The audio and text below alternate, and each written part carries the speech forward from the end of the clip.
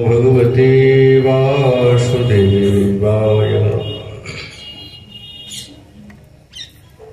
वृन्दानि सर्वमहताम् अपहाय दूरात् वृन्दाटवीमनुसर प्रणयेन चेत सत्तारणीकृतस्वभाव सुधारशोभम् राधाभिधानमिह दिव्यनिधा नमस्ते। कलियुग पावन अवतार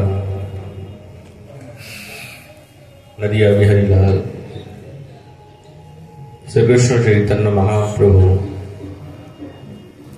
तार अंतरंग प्रिय पार्षद गौड़ी आचार्य श्रीपाद प्रबोधानंद सरस्वती चरण उनार से राधा रस सुधानिधि ग्रंथेर संगे साक्षात्कार दिच्छेन। श्रीपाद साक्षात निकुंजेर सेविका ओजने उनार भाव एवं गभीरता खूब रसमय एवं खूब दिव्य। श्रीपाद प्रार्थना करছেন নিজের মনকে বললেন, হে চেতা, হে মন, সমস্ত চেষ্টাকে দূর করে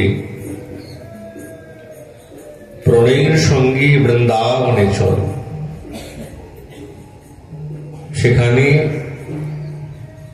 সত্তারণীকৃত সুধারসীর প্রবাহ স্বরূপ সাক্ষাৎ বৃন্দাবনেশ্বরী নামক এক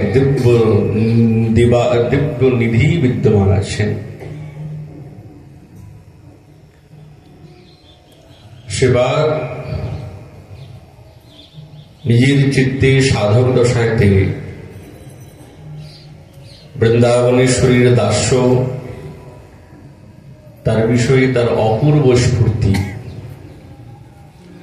এবং দৈন্যের সঙ্গে ঠাকুরানীর পদরেণুর লাভের আশায় এবং সখীগণের শ্রীচরণ রেণু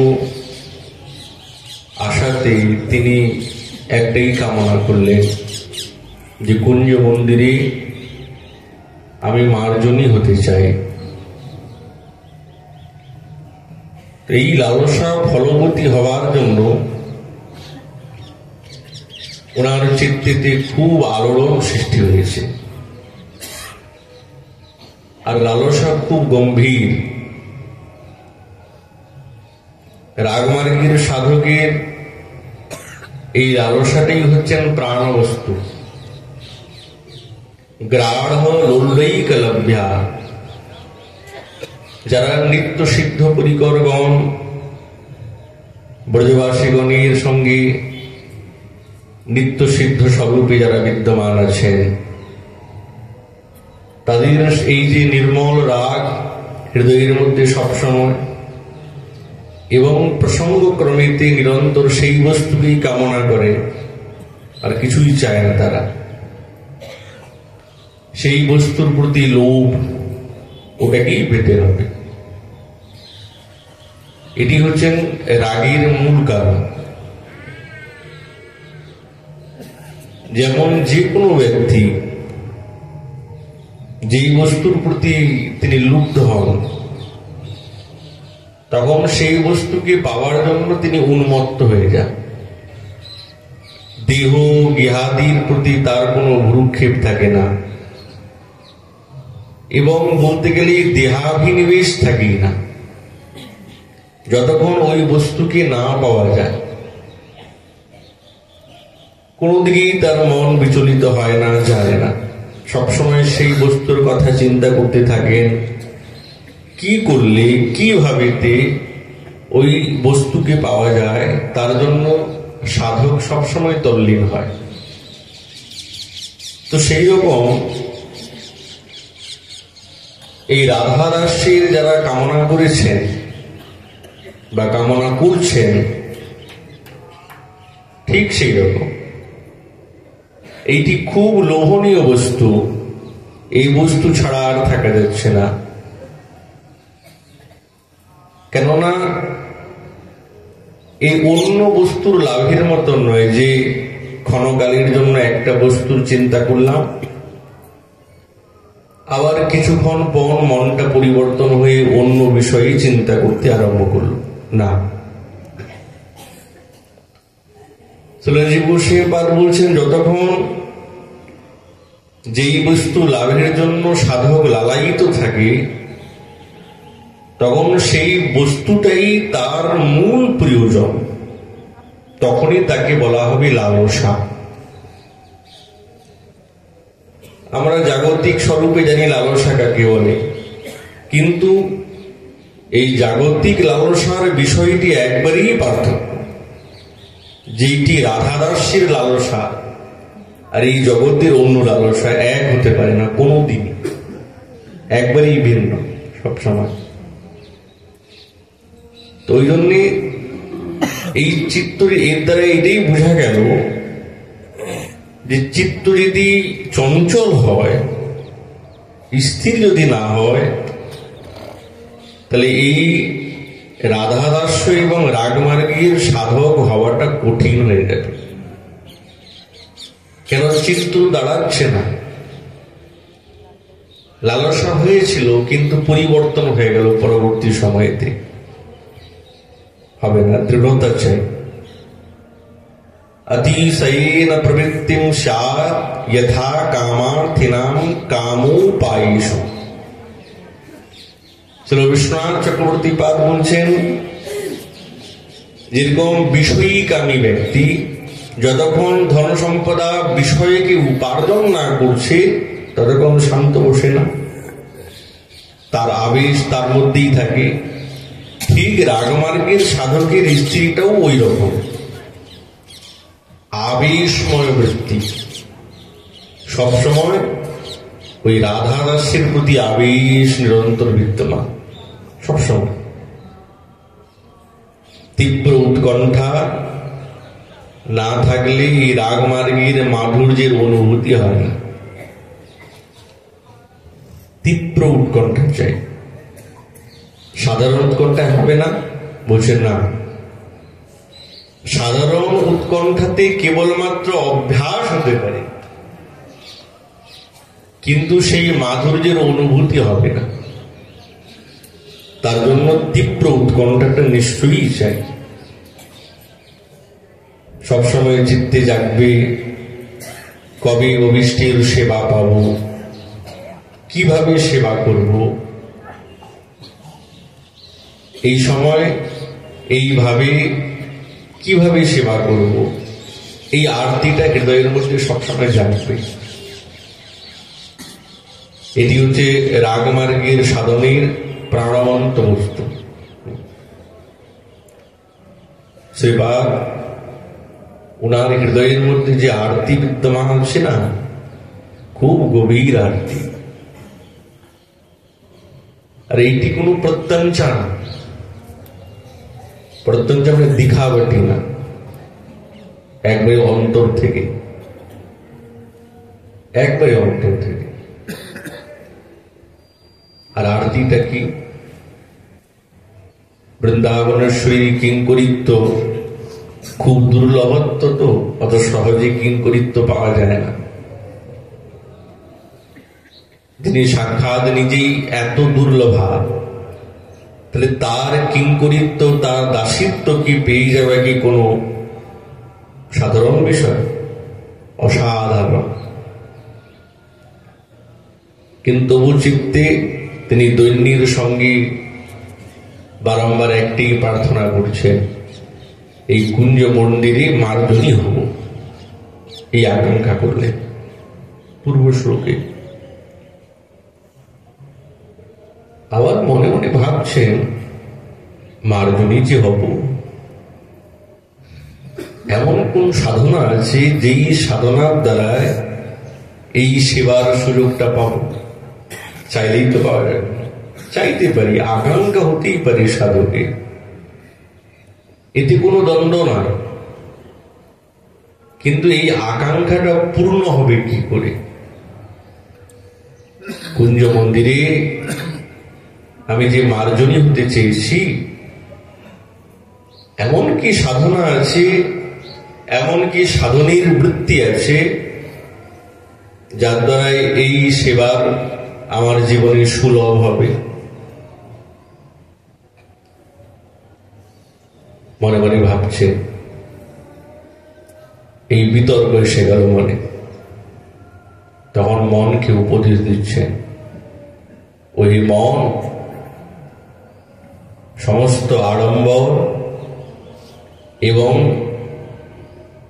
ব্রহ্মাদি দেবারাধনা, কর্মযোগ, জ্ঞানযোগ এবং নানা তীর্থাটন, এই সব কিছুকে ত্যাগ করে, সবকিছুকে পরিহার করে প্রণয়ের সঙ্গে বৃন্দাবন চল। দেহটাকে কেন বলছেন, মনটাকে কেন ধরলেন?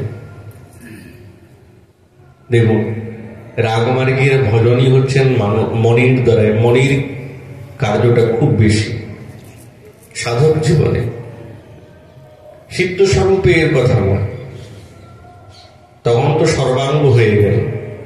কিন্তু সাধক দেহিতে মানসিক বৃত্তিটা খুব বেশি। ওই জন্যে সেবার বলদেব বিদ্যাভূষণ পাদ বললেন যে কেউ যদি বৃন্দাবনে আসে আর মন যদি অন্যত্র থাকে তাহলে কি হবে? বলছে কই বাত নেই, দেহ তো আছে, মন বাইরে থাক না। বলছে না না, ও কথা বললে হবে না, মন বাইরে থাকলে হবে না, মনটাকেই তো রাখতে হবে। দেহটা যদিও বাইরে থাকে তবু কাজ হবে, কিন্তু মহারাজ মন বাইরে থাকা যাবে না। মন যদি বাইরে চলে গেল, ব্যাস, চোখ বন্ধ করলে তো আর হবে না। কিছুতেই আপনি গুরুদেব যে আপনাকে লীলা চিন্তন দিয়েছেন, ওই স্থানেতে কিছুতেই বসবে না। কেন? ইন্দ্রিয়ানাং মনঃ রাজা, সমস্ত ইন্দ্রিয়ের রাজা হচ্ছে মন। ওই জন্য মনাগতি, এই মনের গতিটা সঠিক থাকা চাই। একবার যদি মনের গতি বিভ্রম হয়ে যায় তো কোনো প্রকারে এই মনকে ওখানে স্থির করা খুব কঠিন।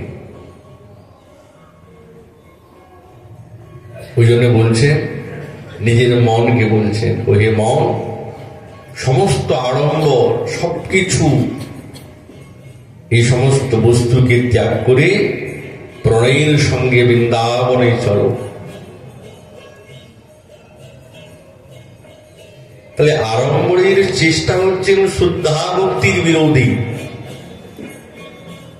এই কথা কবিরাজ গোসাইপাদ বলেছেন, যত আড়ম্বর যেখানে আছে সেখানে শুদ্ধা ভক্তি বিরোধী।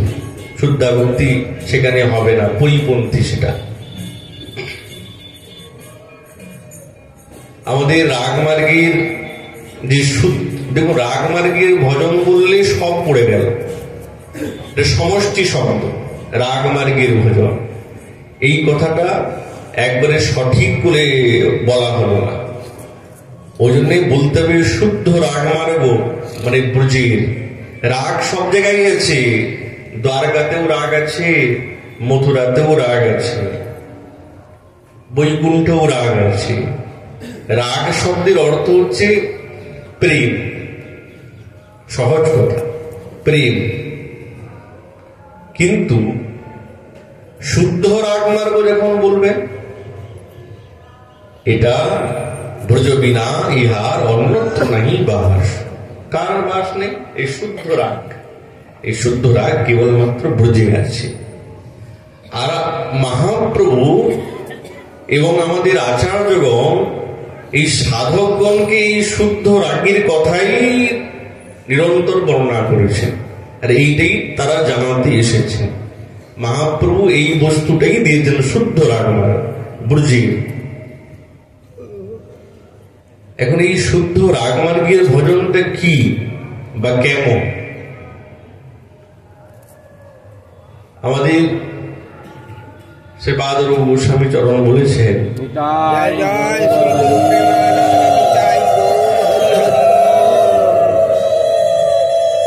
এই সাধক জীবনে কিছুটা বর্জিত হতে হবে আর কিছু স্বীকার করতে হবে।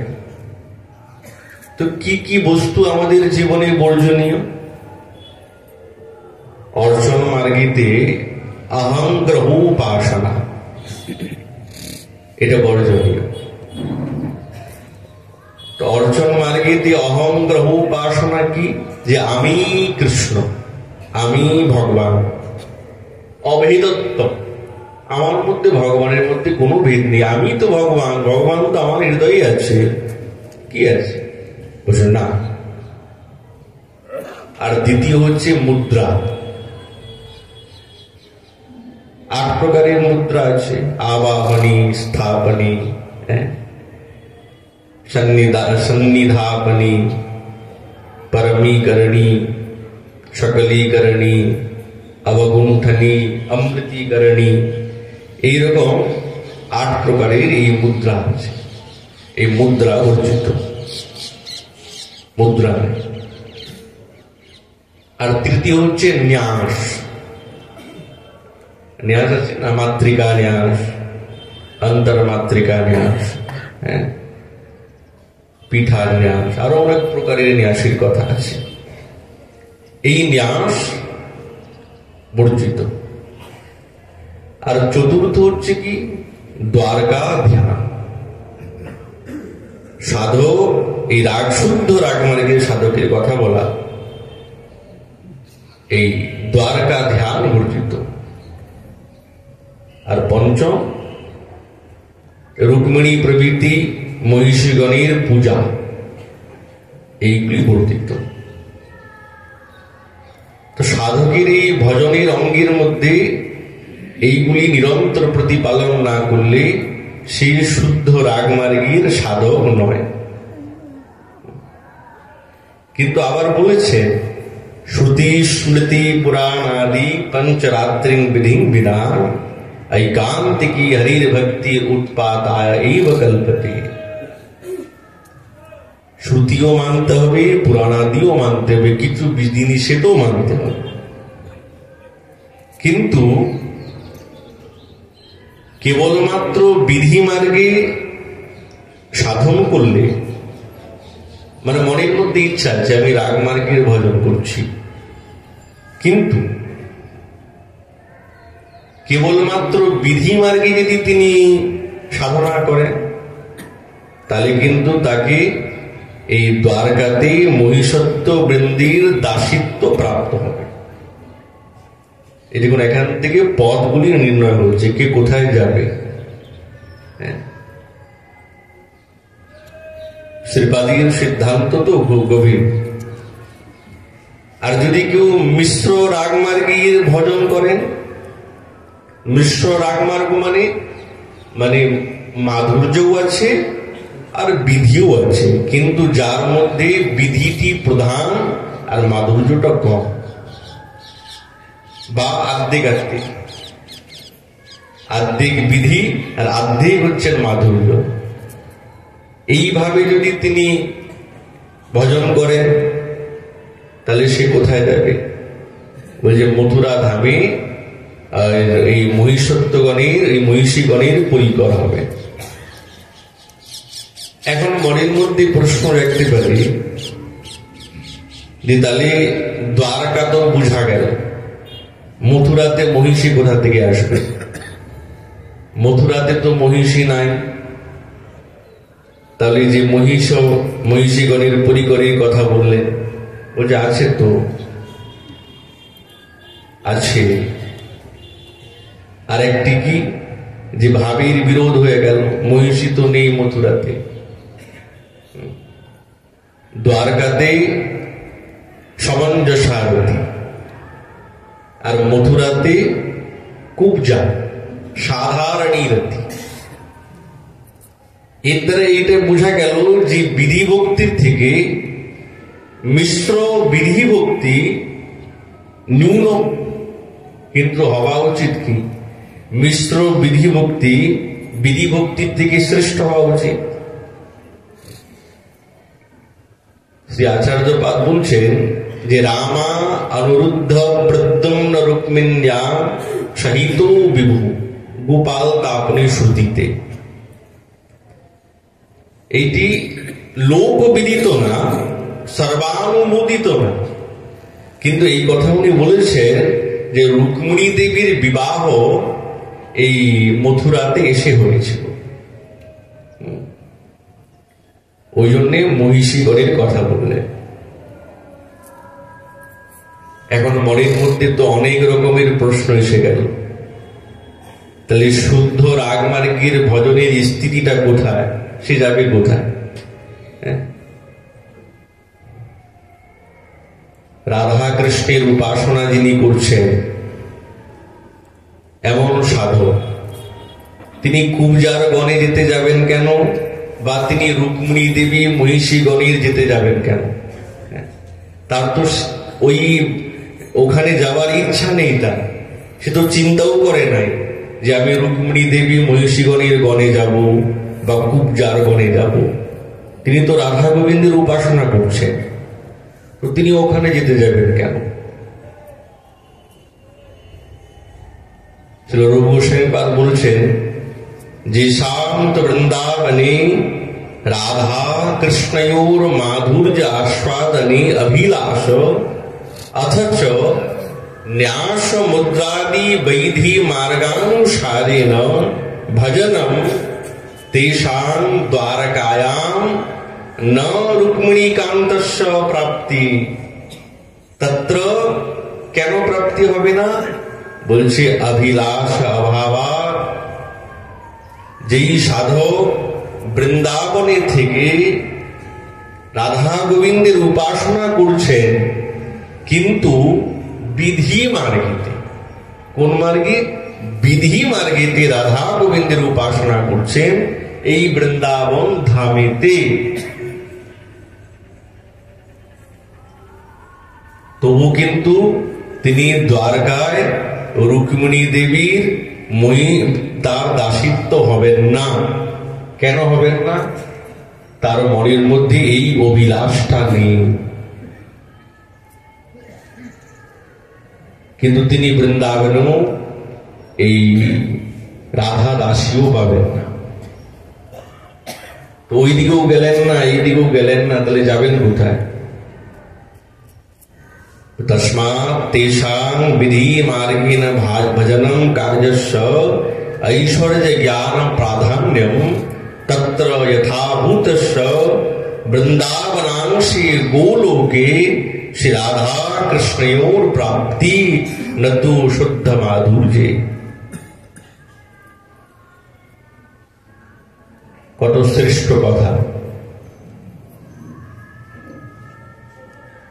যিনি ঐশ্বর্য মার্গে রাধা গোবিন্দের উপাসনা করেন,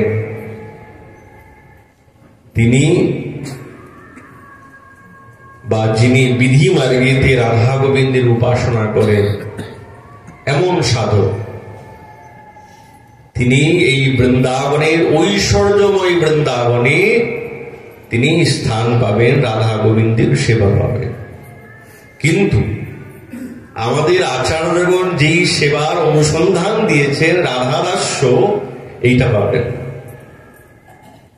এটা পাবেন না। যেরকম মনে করুন আমাদের গৌড়ীয় কি কেবল রাধা গোবিন্দের উপাসনা করেন, আর কি কেউ করেন না? করেন তো।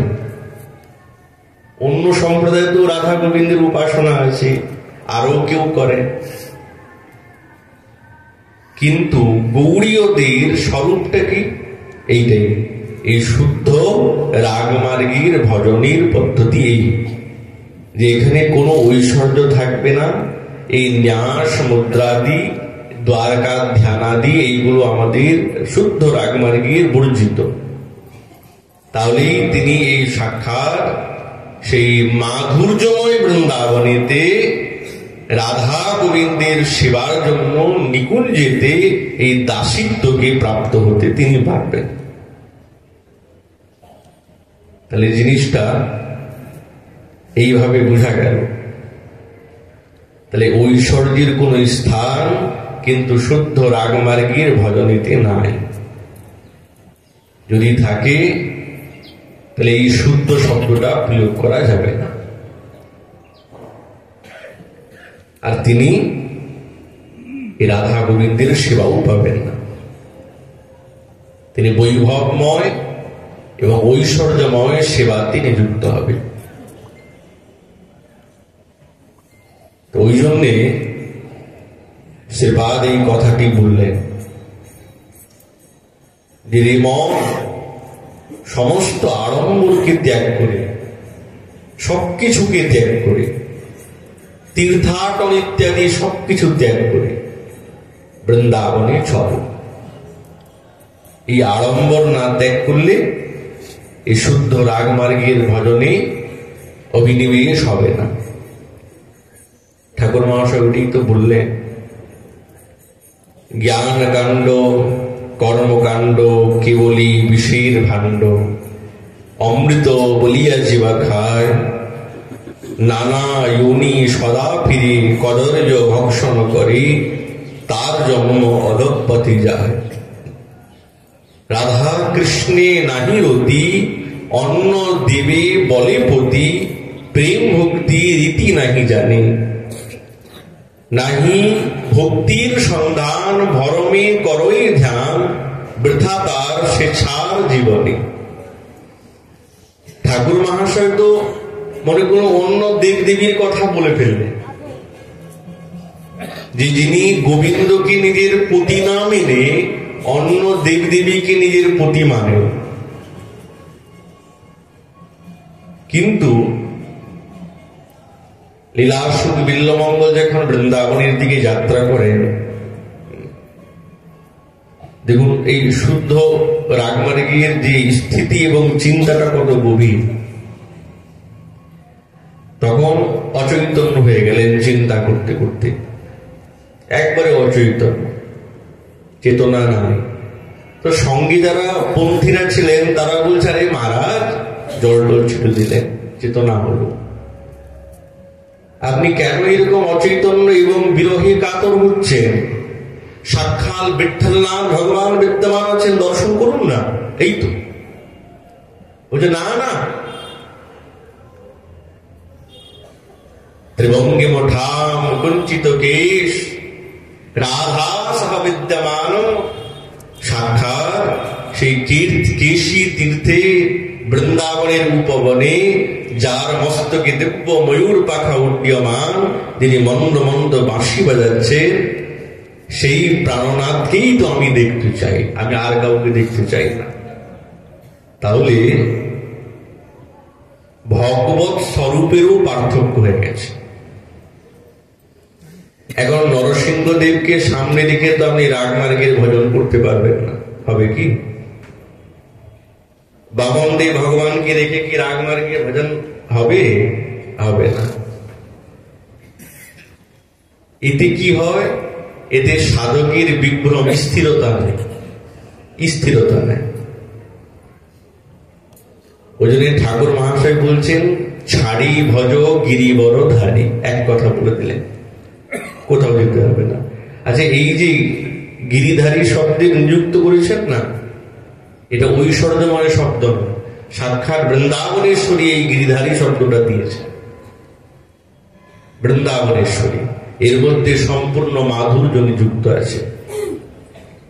ওই জন্যে রাগমার্গীর সাধক তার সেবা, পূজা এবং মানসিক চিন্তন এবং অভিনিবেশতা এক স্বরূপে থাকা চাই। অনেক স্বরূপে থাকলে হবে না। কেন? অনেক স্বরূপের অনেক ভাব, এক ভাব না। হ্যাঁ, বৃন্দাবনের ঠাকুরের সব এক ভাব হবে, যেদিকেই যান আপনি, বনবিহারী বলুন, কুঞ্জবিহারী বলুন, সবের মধ্যে একই স্বরূপ থাকবে। কিন্তু অন্য স্বরূপেতে কোনদিন ওই স্বরূপের স্থিতি এবং জ্ঞান কিছুতেই আসবে। এমনকি রূপ গোস্বামী পাদ বলছেন, বাৎসল্যের আকৃতিতেও আসবে। এটা বলে বাৎসল্য তো দূরে থাক, কুমারের মধ্যে বসে, মানে পৌগণ্ড স্থিতিতে। কেন পৌগণ্ডেতে গোবিন্দের যে স্বরূপের আকৃতি সেটা অন্যরকম। গোবিন্দের এই কোটি দেশটি কিন্তু সেবার বলেছেন খুব মোটা,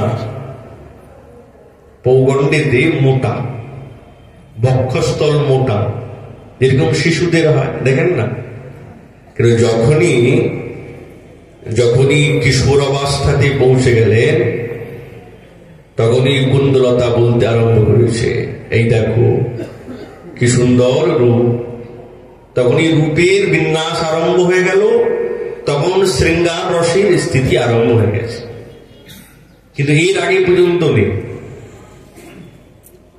ওই জন্যে এই রাগমার্গের সাধকের স্থিতি কিন্তু খুব একবারে ওই সূচাগ্রের মধ্যে দাঁড়িয়ে আছে। ভুল করলে কিন্তু অন্যদিকে চলে যেতে হবে, আর হবে না। এই জন্মটা গেল, আর হবে না। আর সেবা কি? যুগলের সেবা। কেবল বৃন্দাবনেশ্বরীরও সেবা নাই, আর কেবল গোবিন্দেরও সেবা। হ্যাঁ, সেবা বৃন্দাবনেশ্বরীর দাসিত্বকে কামনা করছেন, কিন্তু গোবিন্দ তো থাকবেন। গোবিন্দ না থাকলে এরকম দাসিত্ব নিয়ে কি হবে সেটা তো তিনি জানেন মনে মনে। বৃন্দাবনেশ্বরী গোবিন্দকে ছাড়া তো থাকতে পারবেন না, কিন্তু যখনই আমরা রাধা রাশি হব তখন সেই সেবা সুখটা আরো বেশি গম্ভীর পাওয়া যাবে, রসটা বেশি পাওয়া যাবে, খুব অধিক। ওই জন্য যুগলের সেবা। আর যুগলের সেবা বলতে কিশোরাকৃতি স্বরূপম। জীব সেই পাক বলছেন যুগল শব্দের অর্থ হচ্ছে কিশোরাকৃতি, বালক বালিকা। বালক বালিকা নয়, এদিকে গোপাল এদিকে গোপালী, এইরকম নয়। এ আমাদের আচার্যগণের পরিপন্থ নয়, একে যুগল বলা যাবে না, এ রসের ঘোর বিরোধী। এ আমাদের আচার্যগণ কোনোদিনই বলেন নাই, আর মহাপ্রভু আমাদেরকে ওই ভাবনা দেন নাই, হয় না? এদিকে গোপালকে দেখেছেন, ওইদিকে বৃন্দাবনেশ্বরীর স্বরূপটাও গোপাল, ওই গোপালীর মতো। আর ভাবছি না যুগল। হ্যাঁ, যুগল হতে পারে, রস আসবে কোথায়? রসের পুষ্টি হবে কোথায়? এর প্রমাণ সাক্ষাৎ শ্রীধর স্বামীপাদ দিয়েছেন ভাগবতেতে। যখন গোবিন্দ রাসোৎসব করার ইচ্ছা জাগলো যে আমি রাস করব, তো উনি যখন রাস করবেন তখন তো উনি পৌগণ্ড অবস্থাতে গিরি গোবর্ধন ধারণ করেছেন, তখন বয়স কত? তখন কি করে রাস হবে? রাসের মধ্যে রস পুষ্টিত হওয়া যায়। রসের যদি পুষ্টি না হয় তো রাস কি করে হয়? এই রস পুষ্টি মানে আমাদের শৃঙ্গার রসের আচার্য তো ঋষি ভরত, তো উনি বলছেন কি, আর ওনার কথাটা রূপসী বা টেনেছেন, যে যতক্ষণ আকর্ষণ না আসবে ততক্ষণ রসের পুষ্টি হবে না। নায়ককে দেখে নায়িকাকে দেখে নায়কের আকর্ষণ হওয়া যায়। কখনই কি হয়, এক বালিকাকে দেখে বালক আকৃষ্ট হয়ে যায়? হতে পারে আকৃষ্ট, কিন্তু ওই আকর্ষণ আলাদা, আর কিশোর অবস্থাতে আকর্ষণ আলাদা, এক হতে পারে। তো কি করে রাস হবে? কেউ বলে যে গিরি গোবর্ধনের পরে তো গোবিন্দ রাস করেছে, বলছে হ্যাঁ করেছে, কিন্তু কিশোরাকৃতি রূপম আশ্রিত্য রাধাস। শ্রীধর স্বামীপাদ টিকাতে বলে দিলেন যে গোবিন্দের যখন ইচ্ছা হয়েছে তখন যোগমায়াকে স্মরণ করলেন। যোগমায়া দেখলেন সত্যি সত্যি রাস তো হবে, কিন্তু এই ছোট ছোট বালক বালিকা দিয়ে কি রাস হয়? কি করে হবে? তখন তিনি কি করলেন, কিশোর অবস্থাতে তাদের রূপের পরিবর্তন হয়ে গেল। বালক অবস্থাতে রূপের পরিবর্তন হয়ে কিশোর অবস্থা হয়ে গেল। তবে সেই রাস তখনই সম্ভব হল। তাহলে ওই জন্যে আমাদের গৌড়ীয় মহাপ্রভু এবং আমাদের আচার্যগণের সিদ্ধান্তে পুত্রাপি না। ওই জন্য এই ভুল ভ্রান্তিতে সাধকগণ বা আমরা যাতে না থাকি যে ছোট বালক বালিকাকে নিয়ে আর যুগলের ভাবনাতে সেবা করব। হ্যাঁ, ভাবনা যদি তার খুব গভীর হয়, সে তো গোপালকেও কিশোর ভেবে দেবে।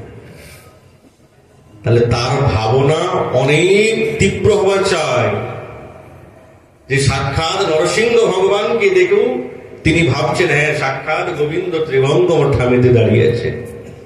এবার ভেবে নেন তার ভাবনাটা কত গভীর হওয়া চাই। ওটি সাধারণ সাধকের কথা না। তার মানে তিনি সিদ্ধ হয়ে গেছেন, তবে সে সম্ভব। কিন্তু গোপাল আকৃতিতে কিশোর আকৃতির ভাবনা এসে যাবে, এই অত সহজ কথা না, অত সহজ কথা না। কিন্তু আসতে পারবে না এটাও বলা যাচ্ছে না, আসতে পারে, কারো আসতে পারে। ওই জন্যে যোগী ন্যাসী কর্মী জ্ঞানী অন্ন দেব পূজক ধ্যানী ইহলোক দূরে পরিহরি ধর্ম কর্ম দুঃখ শোক যেবা থাকে অন্য যোগ ছাড়ি ভজ গিরিবরধারী। তীর্থযাত্রা পরিশ্রম কেবলই মনির ভ্রম সর্বসিদ্ধি গোবিন্দ চরণ। দেখুন ঠাকুর মহাশয় কিন্তু অন্য কোনো শব্দ নিযুক্ত করেন নাই। আগে পয়ারে বললেন গিরিধারী, আর নিচের পয়ারে বললেন গোবিন্দ চরণ। আর গোবিন্দ তিনি সাক্ষাৎ এই দ্বিভুজাকৃতি নবকিশোর নটবর শ্যাম সুন্দর, যিনি যার স্বরূপ হচ্ছেন বরহা পীড়ন নটবর বপু कर्णयो कर्णिकारम बिभ्रत बास कनक कपिशम वैजयंतीं च मालां रंध्रान वेणुरधर सुधया पूरयन गोप वृंदै वृंदारण्यम स्वपदरमणम प्राविशत गीत कीर्ति। এটা তো গোপীগণের উক্তি। হ্যাঁ, যার ময়ূর পাখা আছে, গলায় দিব্য বনমালা, বনের দেবতা তো দ্বিভুজ আকৃতি, অন্য আকৃতি নয়। ওই জন্য সাধক সব কিছু ত্যাগ করে চলো বৃন্দাবনে। আর একবার যদি বৃন্দাবনে এসে যান না, বৃন্দাবনে এসেও যদি অন্য স্থানের প্রতি আসক্তি থাকে, তো মহারাজ বৃন্দাবনেশ্বর একটু রুষ্ট হয়ে যান। তাহলে বুঝি আমার স্থানটা ভালো লাগলো না, আমার স্থানটা ভালো লাগলো না, অন্য স্থানটা ভালো লাগছে। ওই জন্য ধামে, রাধারানীর ধামে এসে অন্য কোন জায়গার স্তুতি গান করতে নেই, করতে নেই। ঠাকুরানী ভাবেন, কখনো কখনো হয়ে যায় মহারাজ বদ্রিকাশ্রম তো খুব দারুণ সুন্দর, খুব সুন্দর। বৃন্দাবনেশ্বরীর সঙ্গে সঙ্গে ভাববেন দেখো তো, তাহলে আমার ধামটা পছন্দ হয় না, ওইটা পছন্দ হয়েছে। ধামের প্রতি অপরাধ হয়ে গেল, তার আর বৃন্দাবনে বাস হবে না, হবে না। এর প্রত্যক্ষ প্রমাণ আমাদের সিদ্ধ হবা রণবাড়িতে সিদ্ধ কৃষ্ণদাস মহারাজ, এরা তো আমাদের জীবনে মূর্তিমন্ত সাক্ষাৎ প্রমাণ। নিজের জীবনে তাদের আচরণে এই সাধককে বারবার ইঙ্গিত দিয়ে গেছেন, দেখো আমার সঙ্গে এরকম হয়েছে, তোমরা এই ভুল করো না। এইগুলি হচ্ছে মৌন প্রবচন। ওনাদের প্রবচনটা কেমন? মৌন প্রবচন, কাউকে কিছু বলছেন না, কিন্তু সব শিখিয়ে দিচ্ছেন জগৎকে। তো উনি গুরু বুদ্ধি করতেন আমাদের গোবর্ধনের সিদ্ধ কৃষ্ণ আশাবাজি মহারাজ, ওনার সঙ্গে সঙ্গ করতেন। গিরি গোবর্ধনের পরিক্রমা দিতেন, লীলা চিন্তনের কথা জিজ্ঞাসা করতেন, ভজনের আদান প্রদান হতো। সাধু সঙ্গ বৈষ্ণব সঙ্গ মানে ভজনের আদান প্রদান হওয়া। আমি এইটা বুঝেছি, আপনি কি বুঝেছেন আমাকে বলুন। আমি আজ এই চিন্তন করেছি, আপনি কি চিন্তন করেছেন বলুন। এই আদান প্রদান ভজনে তো খুব ভালোবাসতেন। তো একদিন মনের মধ্যে খুব লালসা, দ্বারকা যাব। সেই সময়ের পথ যেন তেন প্রকারে উনি দ্বারকাতে গেলেন। তো কয়েকদিন এখন আসেন না। গোবর্ধনের সিদ্ধ হবার শিষ্যগণকে জিজ্ঞাসা করছি, আরে বলো তো কৃষ্ণদাস কোথায় গেছে, আসে না দেখি আজকাল। তো বলছে, বাবা মহারাজ জানি না কোথায় গেছে, আমরা তো দেখি না। এখন কারোর সঙ্গে মনের সম্পর্ক থাকে, তো তবে মনের সম্পর্ক আবার জিজ্ঞাসা করছে, কি ব্যাপার কৃষ্ণদাস গেল কোথায়, কোনো খোঁজই নেই তার। তো একজন শিষ্য বলছেন, বাবা উনি না দ্বারকাতে গেছেন। দ্বারকাতে গেছে? বলছে, হ্যাঁ বাবা দ্বারকাতে গেছে। মনটা একটু উদাসীন হয়ে গেল। ও ভিন্ন প্রজাতি, স্বজাতীয় নয়, ভিন্ন জাতীয়। ভিন্ন জাতীয়ের মধ্যে তো মেল হয় না।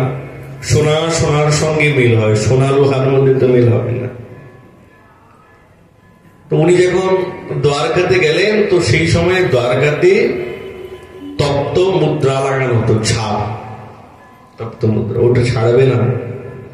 এখন এই কথা জানা নাই, ওই ছাপ ওনাকে দেওয়া হয়েছে যে ইনি দ্বারকাতে এসেছেন, ইনি দ্বারকা। তো ছাপটা বেশ চকচক করছে, দেখতে খুব ভালো, সরল সরল চেতা। তো মনে মনে ভাবছেন, এই এই এই এই ছাপটা দেখাবো বাবাজি মহারাজকে দেখাবো। আর এসেছেন, আসা মাত্রে, উনাকে দেখা মাত্রে গোবর্ধনের সিদ্ধ হওয়া নিজের কুটিয়া দরজাটা বন্ধ করে দিলেন। মনের মধ্যে আঘাত হলো, এত আত্মীয় সম্পর্ক, মনের সম্পর্ক, আমার দ্বারা এমন কি অপরাধ হলো বাবাজি মহারাজ দরজাটা বন্ধ করে দিলেন। শিষ্যগণকে জিজ্ঞাসা করছেন, আর কি হয়েছে বাবাজি মহারাজের? বলছে, মহারাজ জানি না, কিন্তু কয়েকদিন থেকে মনটা খুব খারাপ। সেদিন চলে গেলেন, পরের দিন আবার আসলেন। যেমনি ওনাকে দেখলেন সঙ্গে সঙ্গে উনি দরজাটা বন্ধ করে দিলেন, কোনো কথাবার্তা নেই। তৃতীয় দিন উনি একবারে দ্বারের কাছে গিয়ে চলে গেলেন, দরজা বন্ধ করবে কি। বাবাজি মহারাজ কি হয়েছে বলুন, কি হয়েছে, আমি কি এমন অপরাধ করেছি আপনি আমার প্রতি রুষ্ট? তো গোবর্ধনের বাবাজি মহারাজ বলছে, আরে না না, আমি কি রুষ্ট হতে যাব, আমি তো সাধারণ, আপনি তো হচ্ছে সাক্ষাৎ রাজরাজেশ্বরীর দাসী, আমরা সাক্ষাৎ গোয়ালিনীর দাসী, মেল কি করে হতে পারে মহারাজ? আপনার সঙ্গ করা তো যাবে না, আমি সাধারণ। না না, প্রণাম প্রণাম। এখন কোন শ্রেষ্ঠ জন যদি কনিষ্ঠ জনকে এইরকম সম্মান দেয়, তার মানে কোনো কথা আছে। খুব দুঃখী হয়ে গেলেন, চলে গেলেন মনের দুঃখে ওই রণবাড়ির নিকটে। ওখানে উনি থাকতেন, ছোট পর্ণকুটি নির্মাণ করে, চরমবৈরাগী, মনের খুব দুঃখ। বাবাজি মহারাজ আমার প্রতি অসন্তুষ্ট হয়েছেন, ভজনে আর মন লাগছে না। যেমনি খুব বিরহে কাতর হয়েছেন, বৃন্দাবনেশ্বরী স্বপ্নাদেশ করছেন, আরে কৃষ্ণদাস, আরে বৃন্দাবনের থেকে ব্রজে থেকে কি হবে তোর, যা, আমি তো কোথায় গোয়ালিনী, আমার দাসী হবি কেন? ওই দ্বারকাতে যা, রাজরাজেশ্বরীর দাসী হবি, সেখানে যা। ঠাকুরানীর এই যখন ইঙ্গিত পেয়েছেন না,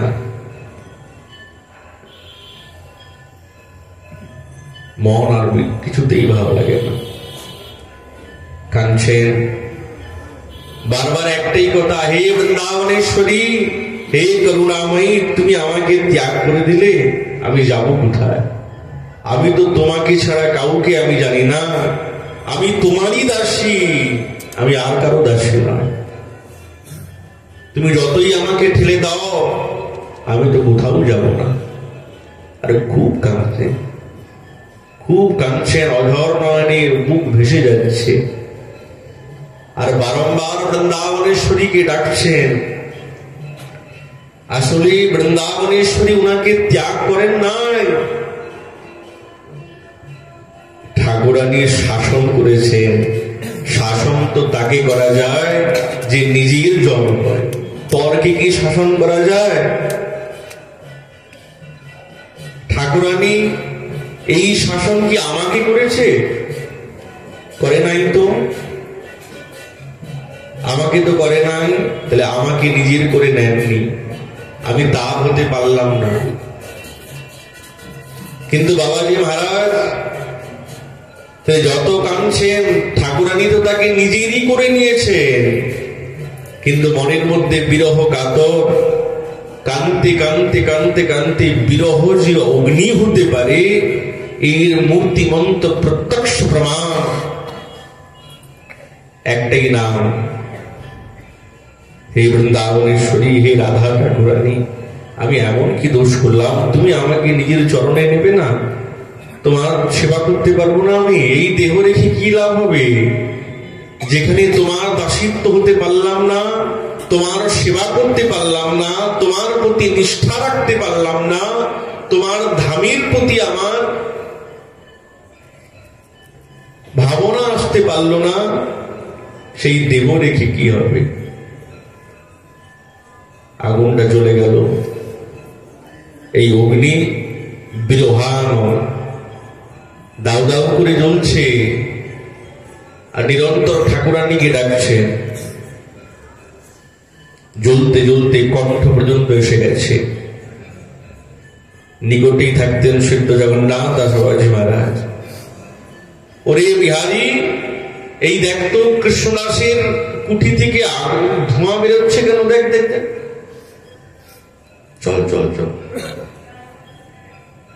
সিদ্ধ বাবা যখন নিকটে দ্বার করে দেখলেন যে দাউ দাউ করে অগ্নি জ্বলছে, আর বদনে নিরন্তর বৃন্দাবনেশ্বরীর নাম ঝরঝর করে কাঁদছেন।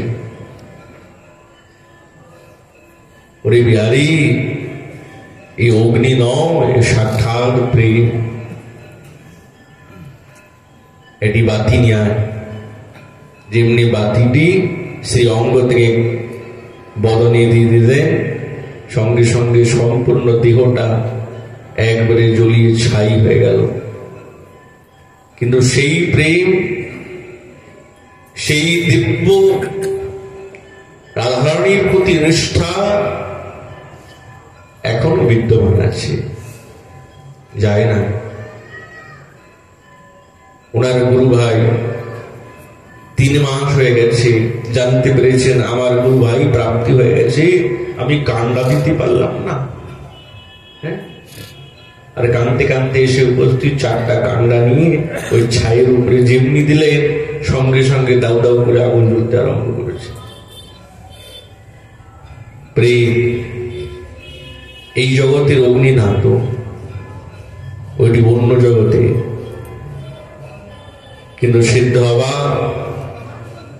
এই সাধক জগৎকে একটাই বস্তু দিলেন,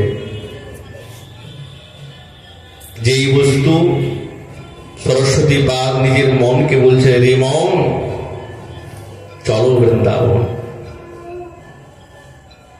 আর একবার বৃন্দাবনে এসে গেলে আর অন্যত্র যাওয়ার অভিলাষ যাতে আমার মনের মধ্যে না হয়,